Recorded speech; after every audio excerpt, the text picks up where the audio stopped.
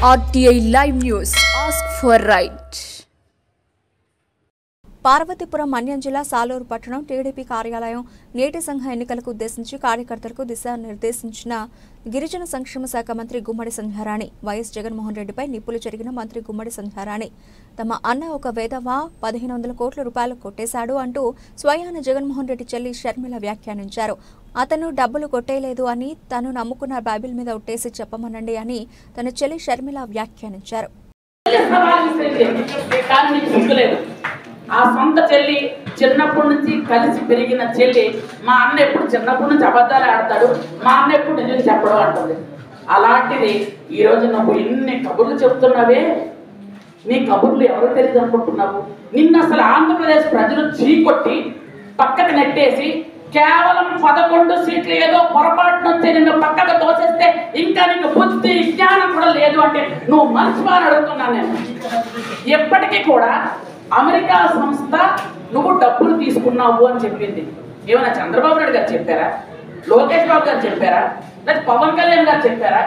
America సంస్థలో డైరెక్ట్గా ఇతను డబ్బులు తీసుకున్నాడు, లంచం తీసుకున్నాడు అని చెప్తున్నారు.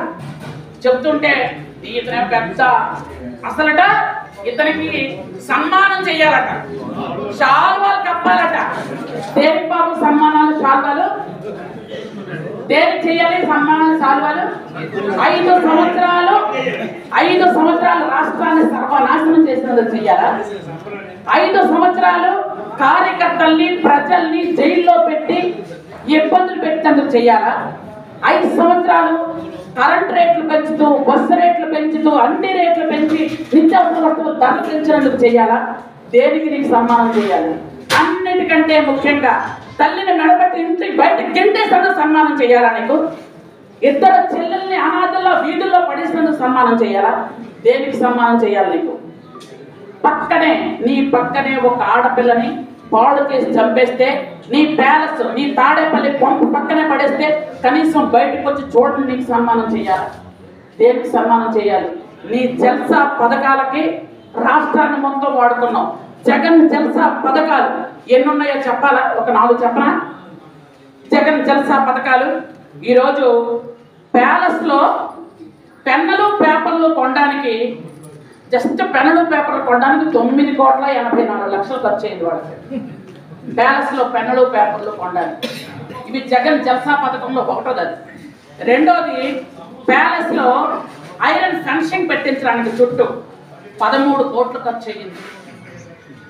అలాగే సచివాలయంలో రంగులు వేయడానికి, ఉన్నటువంటి అన్నింటికి కూడా రంగులు వేయడానికి 3,000 కోట్లు ఖర్చు పెట్టారు.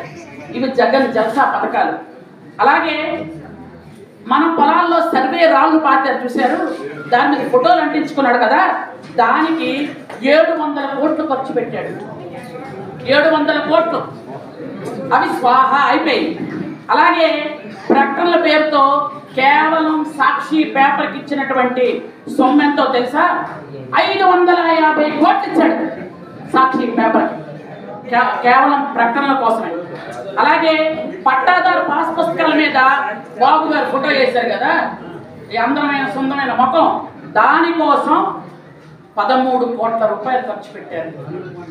అలాగే ప్యాలెస్లో ప్రభుత్వ ఖర్చులట, ఏం ఖర్చులో మరి నాకు తెలియదు కానీ 16 కోట్లట. అలాగే ప్యాలెస్లో కేవలం ఎగ్ పఫ్ఫలు తినడానికి ఎంతో తెలుసా మీకు? కేవలం ఎగ్ పఫ్ఫలు తినడానికి 3,65,00,000 ఖర్చు పెట్టారు. ఎగ్ పఫ్ఫలు. ఓకే. అలాగే మద్యం షాపుల్లో ఎలకలు పడ్డాయట. ఆ ఎలకలను పట్టుకోవడానికి 1,50,00,000 ఖర్చు పెట్టారు. మరి ఎక్కడ పడ్డాయో ఎలకలు, ఎలా పట్టుకున్నారో మనకు తెలియదు. అలాగే ప్యాలెస్లోని 986 మందిని సెక్యూరిటీ పెట్టుకున్నారు. ఎందుకంటే మనిషి చేస్తున్న మనిషి వల్ల కదా ఎవరైనా వచ్చి కొడతారని. ఆ ఉన్నటువంటి సెక్యూరిటీ ఖర్చు ఎంత తెలుసా? 1,010 కోట్లు ఖర్చు. అలాగే ప్యాలెస్లో ప్రహారీ గోడ కట్టుకోవడానికి 10 కోట్లు. ఎందుకంటే ఎవరు వచ్చేస్తారో అని భయం. ఒక తప్పు చేసిన మనిషికి నిమిషం భయమే. అలాగే ప్యాలెస్లో ముందు రోడ్ వేయడానికి అంటే ఆయన ఇంటి నుంచి మెయిన్ రోడ్డుకి మధ్యలో రోడ్డు, అది ఎంత ఉంటుంది తెలుసా? దాదాపు ఒక 200 మీటర్లు ఉంటుంది. దానికి 5 కోట్లు పెట్టి ఖర్చు పెట్టి రోడ్డు వేయించారు. మన రోడ్లో రక్తాలు ఉన్నాయో, రాళ్ళు ఉన్నాయో, బంగారం ఉందో మన నాకు తెలియదు. 5 కోట్లు పెట్టి. అలాగే పర్సనల్ టూర్ ఖర్చులట, సార్ పర్సనల్గా టూర్ వెళ్ళిన ఖర్చులు 22,52,00,000. అలాగే ప్యాలెస్లో తాత్కాలికంగా పనులు అంటే చిన్న సున్నం రాయడం, మేక్ కొట్టడం, అద్దం పెట్టడం, ఇలాంటి వాటికి 22 కోట్లు ఖర్చు అయ్యిందట. ఈ మొత్తం జగన్ జల్సా పథకాలకి 5,800 కోట్ల రూపాయలు ఖర్చు అయ్యింది. ఇది జగన్ తాలూకా జాతకం. నువ్వు వేరే మనిషి గురించి మాట్లాడతావా? నువ్వు మా చంద్రబాబు నాయుడు గారి గురించి మాట్లాడతావా? నువ్వు మా పవన్ కళ్యాణ్ గురించి మాట్లాడతావా? నువ్వు మా లోకేష్ బాబు గురించి మాట్లాడతావా? సిగ్గుందానికి అడుగుతున్నా, సిగ్గుపడు. నీకు జనాలు ఆల్రెడీ 11 సీట్లు ఇచ్చి బయటకు తోసేశారు. ఇప్పటికైనా బ్రెయిన్ పరిపక్వత రావాలి. ఆ పరిపక్వత రాకపోతే ఎప్పటికి కూడా నువ్వు ఇప్పటికే సర్వనాశనం చేసేసావు. 5 సంవత్సరాలు ఇంకా నువ్వు మాట్లాడుతున్నావు అని అంటే ఒక్కసారి ఆలోచించండి. నేను ఎందుకంటే ఈ జగన్ జల్సా పథకాలు మీ అందరి ముందు చదివాను, గ్రామాల్లో చెప్పాల్సిన అవసరం ఉంది. ఇంకా కొంతమంది ఉన్నారు, ఈయనేదో ఉత్తముడట, టీవీలు ముందుకు వచ్చి మాట్లాడుతున్నాడు, సాల్వాలు కప్పాలట, ఇతనికి సన్మానాలు చెయ్యాలట. సిగ్గుని పెట్టడం లేదా మాట్లాడడానికి? అంటే ఇన్ని అబద్ధాలు ఉన్నటువంటి, అబద్ధాలతో పుట్టిన వ్యక్తి నా భూతో నా భవిష్యత్ అంటారు కదా, ఇంతకు ముందు పుట్టుండడు, ఇక ముందు పుట్టడు కూడా.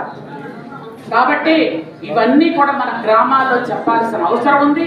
ముఖ్యంగా మనందరం కూడా ఈరోజు చంద్రబాబు నాయుడు గారు గ్రామాల్లో అభివృద్ధి సంక్షేమాన్ని 2 కళ్ళుగా వెళ్తున్నాయి. కాబట్టి ముఖ్యంగా ఇప్పుడు రైతులు, ఈ రైతుల తాలూకా అన్ని అవసరాలు తీర్చడానికి మనకు ముందుకెళ్ళాలి. కాబట్టి అన్ని విధాలుగా రైతులను ఆదుకుంటూ మనం ముందుకెళ్లాల్సిన పరిస్థితి ఉందని చంద్రబాబు నాయుడు గారు మరీ చెబుతున్నారు. కాబట్టి మీరందరూ కూడా ఈ ఎలక్షన్స్లో, నీటి సంఘం ఎన్నికల్లో అందరూ కూడా మంచి పట్టుదలతో, ఎక్కడా ఇబ్బందులు లేకుండా, ఏదైనా చిన్న ఇబ్బందులు ఉంటే అందరూ కలిసి